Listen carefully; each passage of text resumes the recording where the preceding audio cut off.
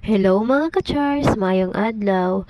So today is October 9, 2024 and it's our second day sa mong activity sa 28 C Plus Week celebration. And now it's already 5:30 o'clock in the morning and we are going to Pilar, Surigao del Norte para mag-conduct og coastal cleanup. Barkada Coastal Cleanup means Barangay Kalinisan Day in line with the celebration of 28 C Plus Week. So, mo ni siya diri ang dalan going to Pilar. So, this is one of the famous tourist spot here in Siargao Island. They called it Coconut View.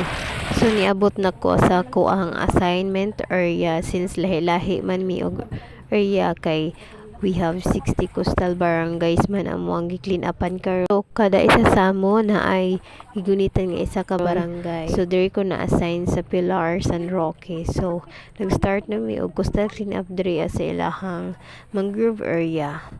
So, wala man sila kuan diri kaning beach area. So, diri mi sa ilahang mangrove area since coastal man. Kaning mangrove area nila diri sa barangay, nakita nila nga potential as ecotourism spot diri sa Siargao. So, nakita pod na ko nga nindot gid siya. Kay refreshing gyud ang iyahang kaning palibot og pawala sa stress, charot. Sumuni sila akong mga kauban, mga barangay officials, headed by sa ilahang kapitan sa ilahang barangay. So, active gid kay sila mo cooperate in terms of environmental protection.